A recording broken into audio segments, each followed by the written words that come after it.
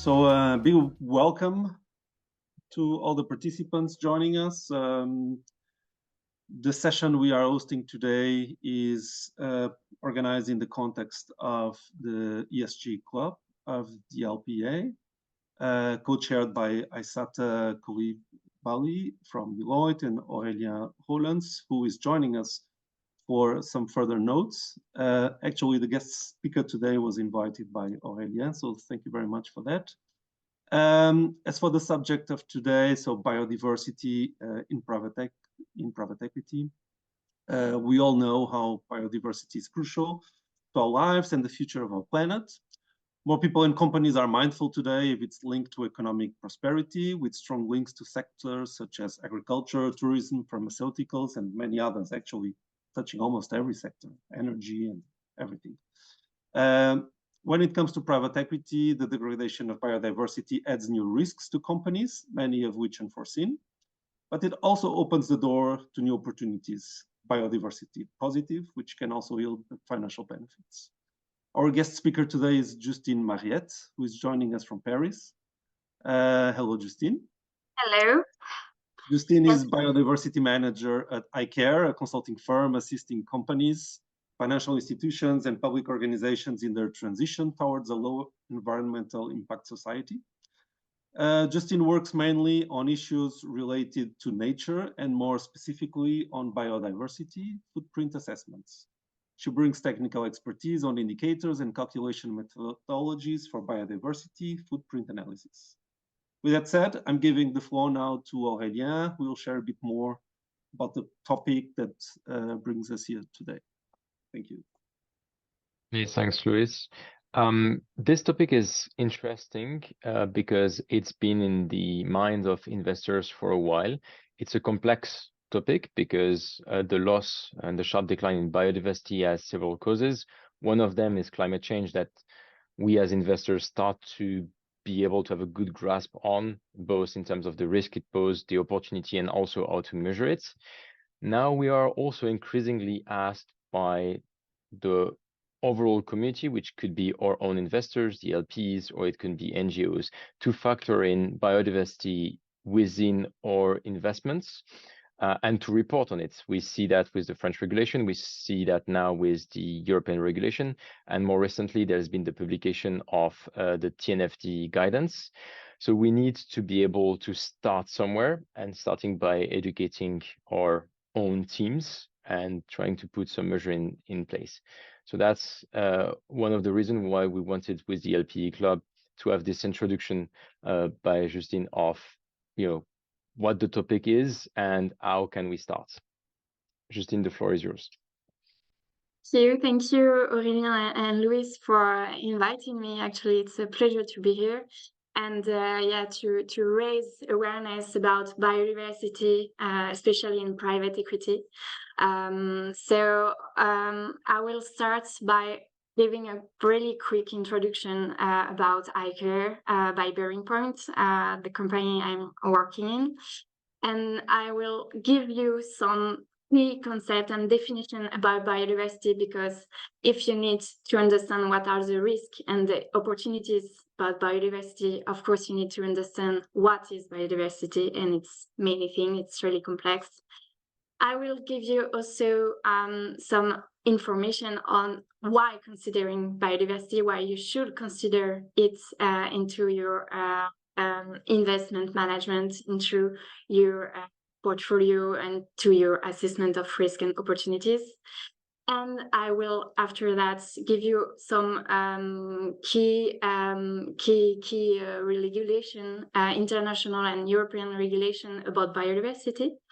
And at the end, I will give you some tools and framework to really get starting on biodiversity issues and on biodiversity risk and opportunities assessments. And after that, we will have a short Q&A session. So if you have some questions, do not hesitate to write them and to ask them at the end of the session. So maybe just a bit before starting on the biodiversity definitions, just a few words about iCare. So iCare is a consulting firm specialized in issues related to the environmental transition of companies, and more broadly, the integration of environmental and social issues in all the organization's businesses for positive contribution to the planet and to society.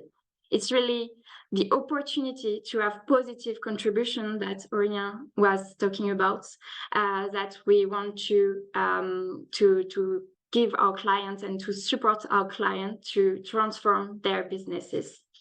So we were acquired by Bearing Point in 2022, but we keep our legal and personality and our brand, so we are still iCare.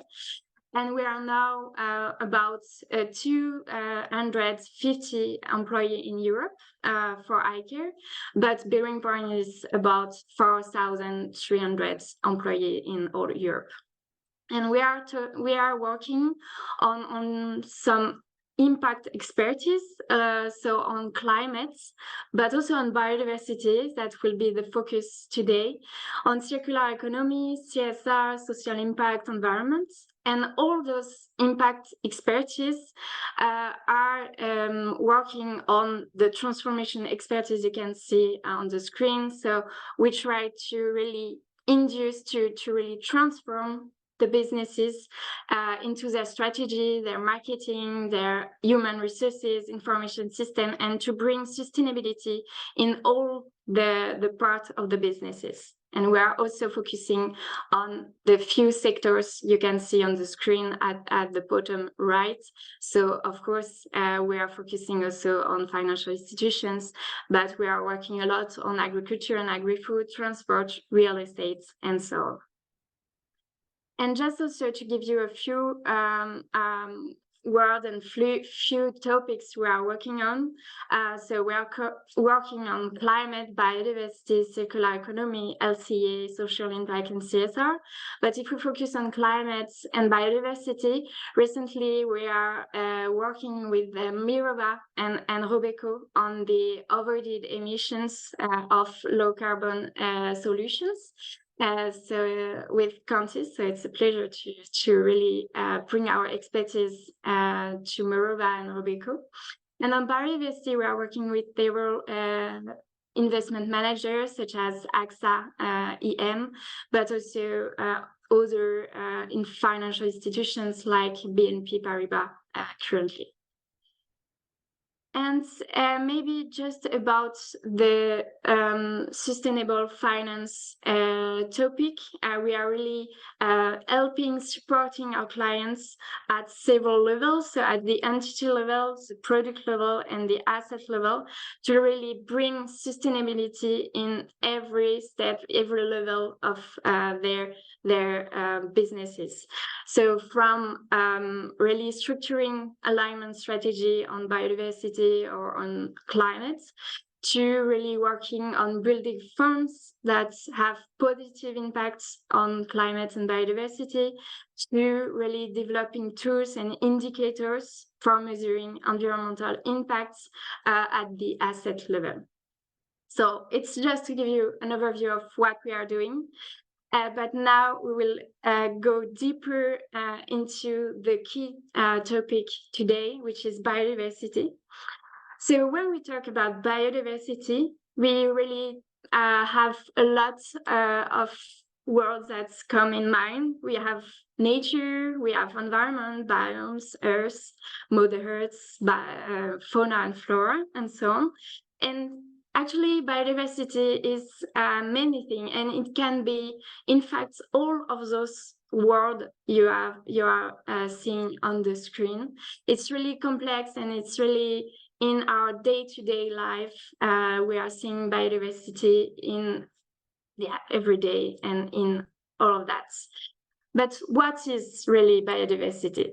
Biodiversity is actually 3 dimensions. When we are talking about biodiversity, we are talking about diversity of genes, diversity of species, because we have difference between lions, whales, wheat, and so on. There's also diversity of ecosystems. We are talking about deserts, rivers, wetlands, and so on. And all those three dimensions of biodiversity can be seen in the three environments, so marine, freshwater, and terrestrial. So you have to keep that in mind. When we talk about biodiversity, we are talking really about three dimensions in three environments. So it's really huge, and it can be really complex to have one indicator for everything. What is the link between biodiversity and us as humans, but also us as companies and financial institutions? Actually, biodiversity can be seen as a stock. So in this stock, we have natural capital. Natural capital is basically the living parts and the non-living parts of the natural resources. And biodiversity is a part of the natural capital, the living part of the natural capital. So we have this stock, the natural capital stock, which can bring flows to economic activities, to companies, to humans. And those flows are named ecosystem services.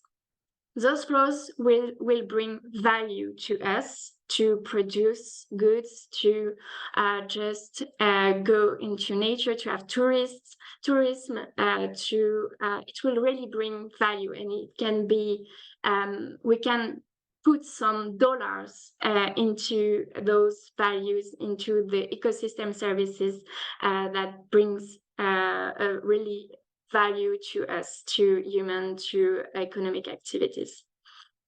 And what are those ecosystem services? There are four types of ecosystem services. You have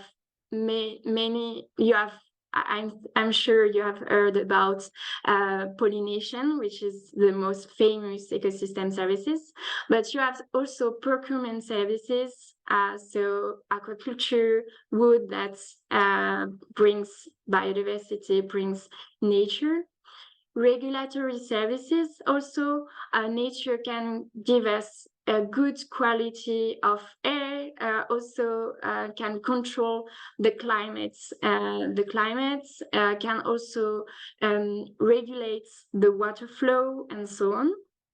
And it can also bring us cultural services, because obviously when you're taking vacancies, when you're taking holidays, you want to go into nature, you want to go to the beach, you want to go to the mountain. And it's also ecosystem services that the nature and the biodiversity brings us. And we have also support services, so that are really function to maintain other ecosystem services, so water cycle, geochemical cycle, etc.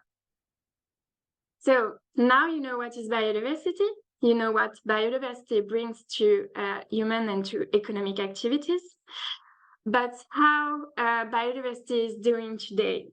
Biodiversity is not in a really good health today. You know that we are talking about the sixth mass extinction. So we are losing more and more species. We are losing biodiversity. You have several live figures on the screen. We have lost a lot of ecosystem, a lot of wetlands, a lot of terrestrial areas. And we have lost a lot of species. The key figures to remember is the WWF that comes with the number of decline by 69% of wild vertebrate population between 1970 and 2018. So in 50 years, we have lost 69% of our wild vertebrates, so which is huge. And what is the cause of this decline is, of course, human activity. So you remember what I said? I said that nature, biodiversity is bringing us a value, but we are impacting biodiversity. We are actually causing its decline. So it's we are talking about. We are talking about double materiality when we talk about companies. We talk about these dependencies and the impacts we are inducing into biodiversity. And what are the key drivers of loss of biodiversity? You may have heard about the first one, which is land and sea change, that are really impacting biodiversity by destroying ecosystems, by doing fragmentation, disturbance, noise, lights, pollutions, and so on. But also direct exploitation of resource. If you take wood from the forest, if you also just do fishery or harvesting and so on. You also have the third one, which is climate change, that is really impacting biodiversity. So it's the key pressures on biodiversity, pollutions, and invasive alien species. And those 5 key drivers of loss are really impacting biodiversity into the 3 realms, so terrestrial, freshwater, and marine ecosystem here. And you have also the split between the pressure you can see here, but I will not go into detail today. So to summarize what I said, biodiversity furnishes ecosystem services to companies, and they will use those ecosystem services to produce goods and to just work and to have value and to produce economy. To just work. And companies will contribute to drivers of biodiversity loss. So it will impact biodiversity and it will cause its decline. And financial actors are actually founding companies. So they have a link with this figure you can see on the screen. They are really linked to dependencies on the left and to impact on the right. And of course, political actors through regulation can also contribute or can also help to reduce those impact and dependencies on ecosystem services through regulation like CSRDs, like green taxonomy, and so on. So you have the key figures and the key definition. But okay, so you have ecosystem services, you have impacts, but why should we consider biodiversity actually? We should consider biodiversity because we have really high risk related to nature and biodiversity. So this is the same figure I showed, but just to understand where the double materiality is really the materiality we have through dependencies, so from biodiversity to companies, and to companies to biodiversity through impacts. This is the double materiality. And financial actors can really act on those double materiality through several strategies that we will talk about later. But through that, we have a lot of risk related to this relation to biodiversity. The first one is physical risk. So it's the same as climate. We have physical risk, transition risk, but we have also, unless climate, we have systemic risk. The first one, physical risk, are of course risk through dependencies. So if your company is highly dependent on biodiversity, and if you have a decline in biodiversity, you will have a high physical risk. And it will be also associated with financial risk, such as deterioration in asset values, because you can't produce enough good because you do not have enough pollination services, bees, and so on. You will have maybe risk, credit risk of non-payment of debts, and so on. So those are the biggest physical risk you can have.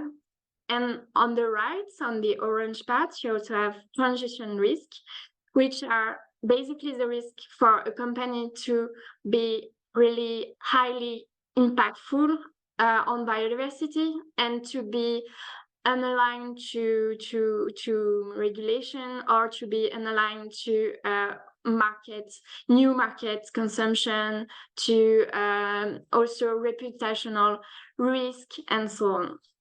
So of course, if the company you are founding have high transition risk, you will have risk to non-payment of debts via sanctions, damage, and so on, because they are not following the regulation. Or you will have other risk because they do not meet requirement from zero deforestation law and so on. So you have high risk, physical risk, transition risk related to nature. And you have also the third one, which is a risk that all the economic system collapse because of a relation into companies, and everything collapse because biodiversity is declining, and we do not we can't produce goods, and we can't really have economic activities. But it's really, theoretical. So you do have to remember those risks, but can we put a number behind that? Yeah, actually, the World Economic Forum came with a number. So economic activities highly depend on biodiversity, and the number is $14,000 billion of global value creation is moderately to highly dependent on nature. It's a huge amount of money, and the three most dependent sectors are construction, agriculture, food, and products. So those three sectors are highly dependent, but every sector is dependent directly or in its supply chain to biodiversity, and can have a high physical risk related to that. So for example, here, forestry, agriculture, they have strong direct impact because they really need biodiversity to produce goods. But you have also other kind of sectors that are highly dependent, but through their value chain, such as tourism or chemicals and material industry, which are buying goods from agriculture, for example, to produce chemicals and so on. So every sector is highly dependent. So you have to take care of that physical risk, and to look into this risk related to nature and biodiversity. And on the other part, on the impact part, you also have some sectors that are really impactful on biodiversity. The most impactful is agriculture products, but you also have mining industry, oil and gas, and retail that can be really impactful on biodiversity. So if you have those kind of sectors into your portfolio, you need to really look deeper and to maybe have some strategy regarding those sectors into your portfolio. So now you understand what are the risks, you understand what is biodiversity, you understand what are the risks related to nature and biodiversity. And I want to give you also an overview of what is happening currently at the international and European level. So we have, over the last 5 years, we have many regulations and voluntary initiatives that have emerged relating to biodiversity. We have voluntary initiatives such as SBTN or TNFD, so Aurélien talked about that, so the Task Force on Nature Financial Disclosure, or coalition like Business for Nature, Finance for Biodiversity. We also have more and more European regulation, so the Green Taxonomy, which have also a criteria on biodiversity, but also the CSRD, SFDR, and so on. And of course, at the international level, you may have heard about the COP15 in 2022 in Montreal that ended up with the Global Biodiversity Framework, which is basically the international framework for biodiversity. So the key framework, international framework on biodiversity. So we have more and more initiative and regulation. And just a few words about the most important one. So, of course, the coming Montreal Global Biodiversity Framework is the key regulatory framework we have regarding biodiversity for the 2022 to 2023 period.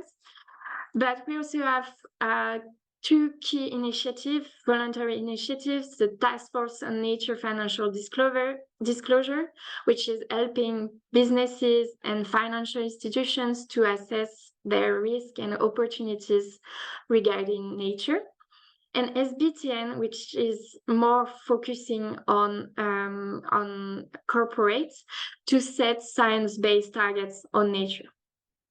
And at the European level, regarding the regulation, we also have key regulation such as the deforestation-free product regulation or the nature restoration law.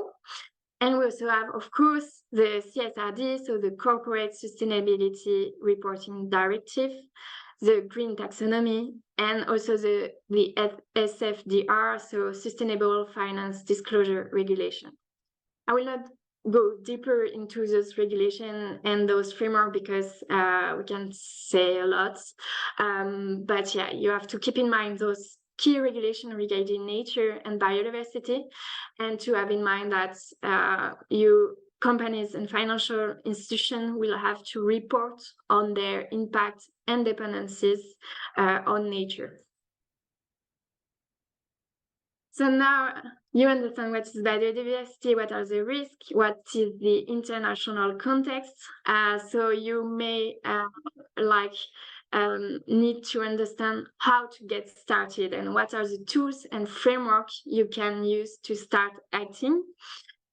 So here it's a view of how to get started from the TNFD, and I think it's really useful because you have seen a lot of regulation, you have seen a lot of initiatives. So I want to summarize as simply as possible for you what to do and how to get started.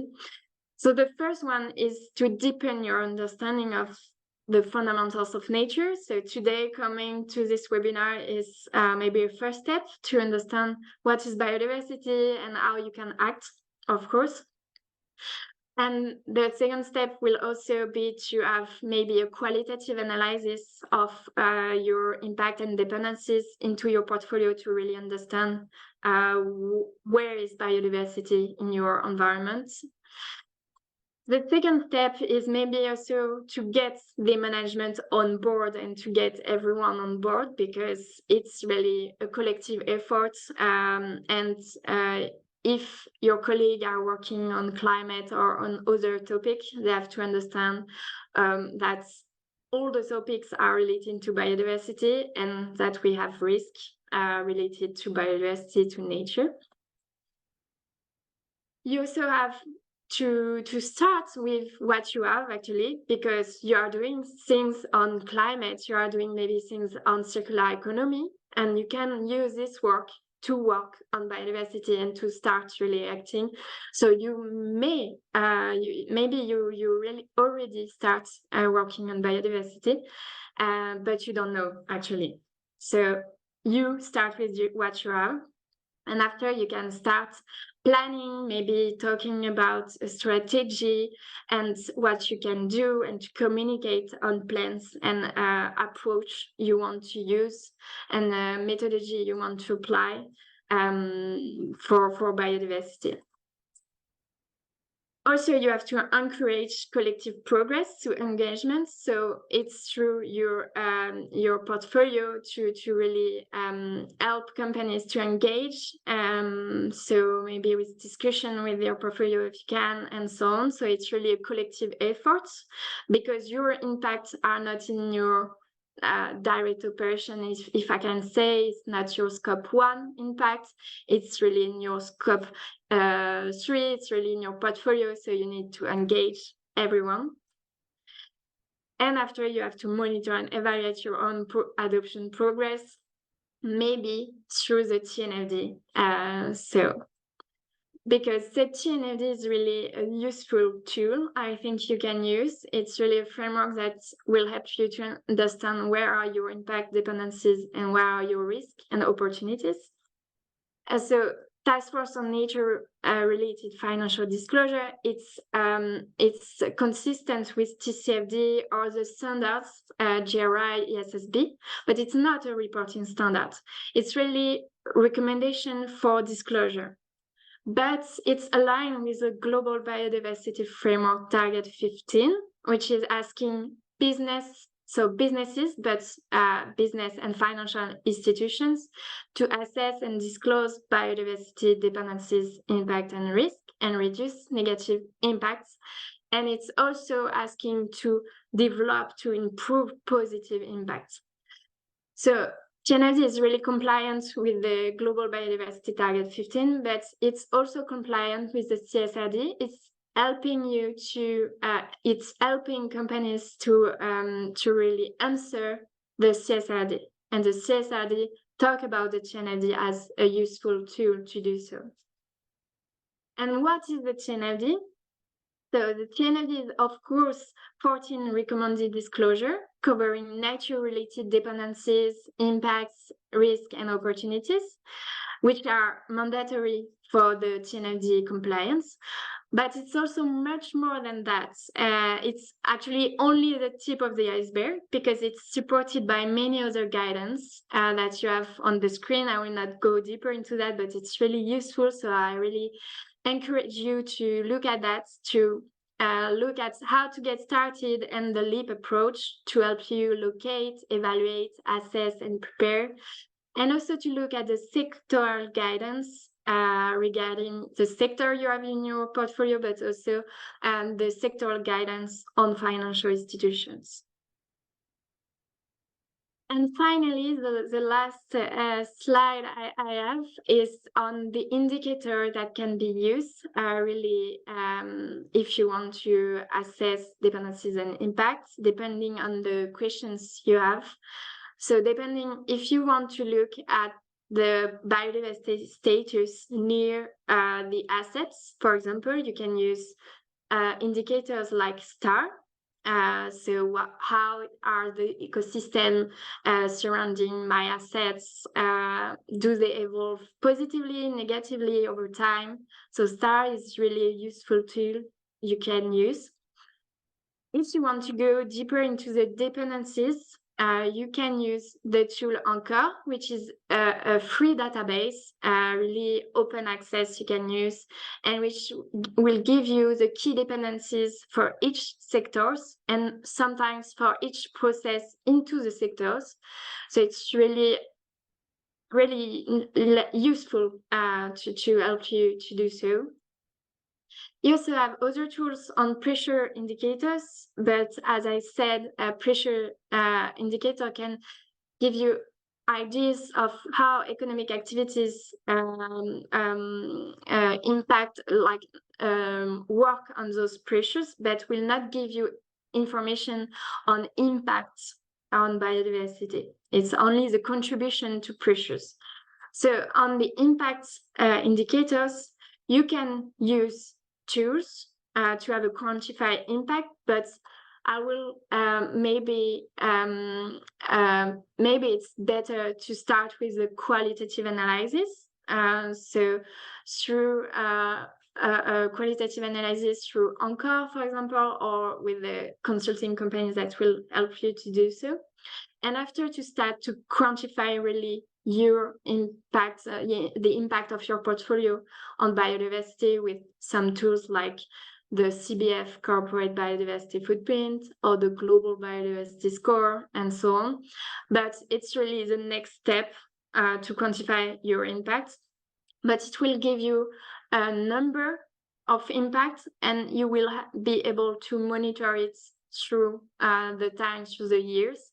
So it can be really a KPI to follow if you want to do so, but it's maybe a next step if you haven't started yet into your journey into taking into account biodiversity risk and dependencies. So I think I was a bit long, sorry. but I don't know if you have some questions in the chat about what I said. We do There have is one. actually. There is one in the chat. Yes, Okay. it's how to reasonably define the boundaries of impact and materiality of biodiversity of a financial institutions, without ending up by considering every ecosystem service as material. Which is a good one. If you imagine, for instance, you mentioned earlier that food was one of the sectors that is most impacted. So by definition, it impacts every human being. So it impacts every service company. So it's So really you know that some sectors are really dependent and are really also impactful, such as agriculture and food companies. So you will know that in your portfolio, if you are doing a dependencies assessment, you will see that's coming really in a red part and a red area. But maybe you will have to look into this sector and to have a selection into this sector to look deeper of the dependencies of the company into the sector, into the agricultural sector. Okay, maybe this company is maybe using more water, so they are maybe more dependent on nature than the other one. So you can discriminate and you can work on that. But of course, some sectors will come really highly dependent. And if you are looking into your portfolio, some sectors will come like really highly dependent and impactful.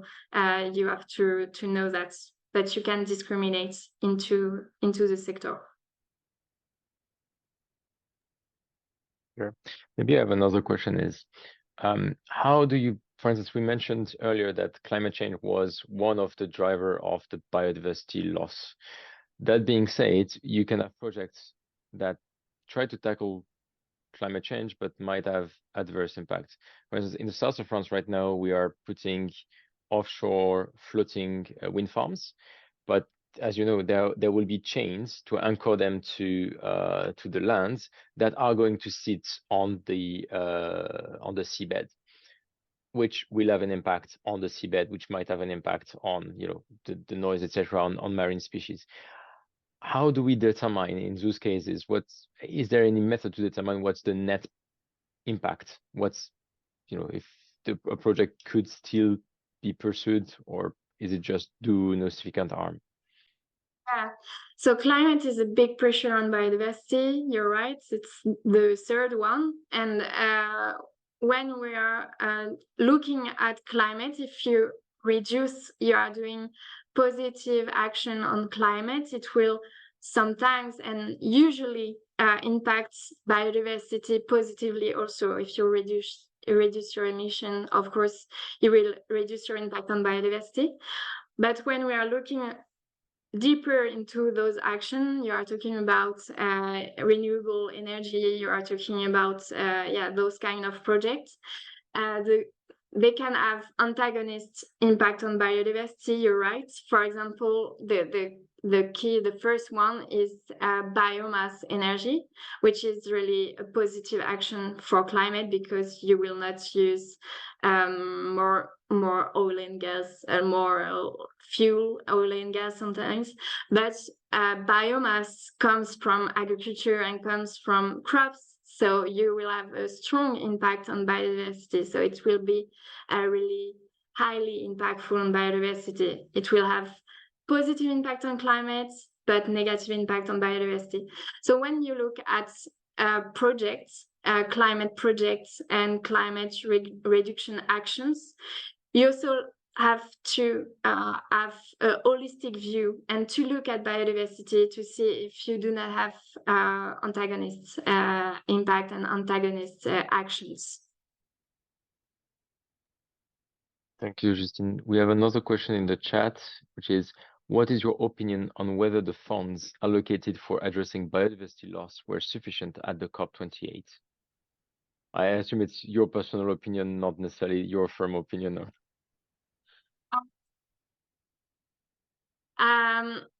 I think I prefer not to answer this one because, it's really... I'm sorry. It's maybe a bit,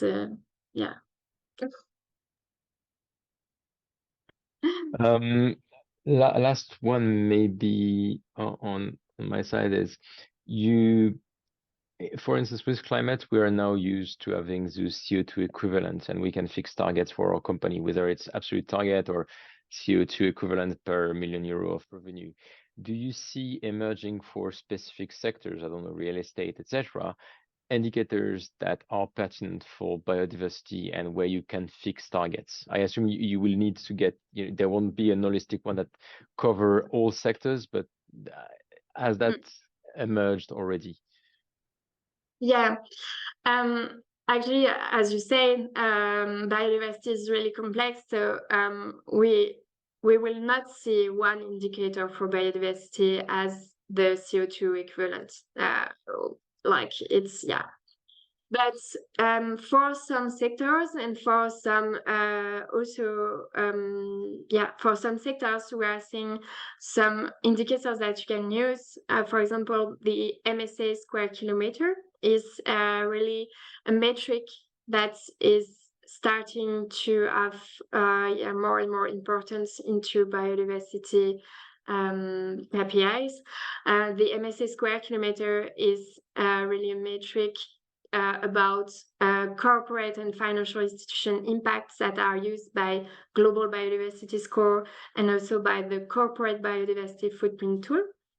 So it's really if you want to have a broad view for biodiversity and to compare between sectors, but in two sectors, so such as real estate, we are seeing more and more specific indicators like the square kilometer artificialized, the square kilometer converted, and so on, linked to the zero artificialization law also that is coming up regarding construction and building, actually in France, but I think also more broadly.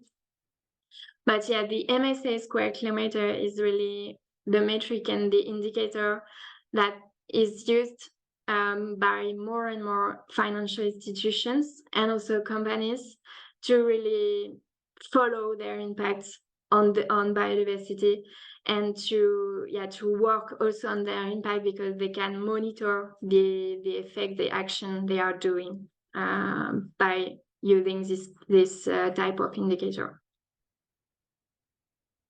Clear. I think you've already partially answered the next question that we have on the chat is how do science-based targets for biodiversity work? That's one indicator that you proposed.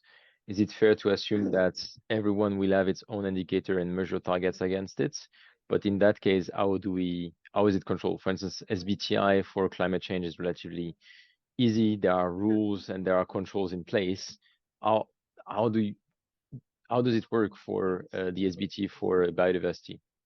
Yeah, so SBT for biodiversity is SBTN, so science-based targets for nature, and it's actually including SBTI. So in SBTN, you have targets on climate, on land, on water. So for climate, of course, we are following the SBTI methodology. And the SBTN currently is working into really doing a materiality assessment and into focusing into your most impactful commodities. But currently, we do not know if the framework will be like how will end the framework because we are really at the beginning of the construction of the framework. We only have 3 steps out of 5.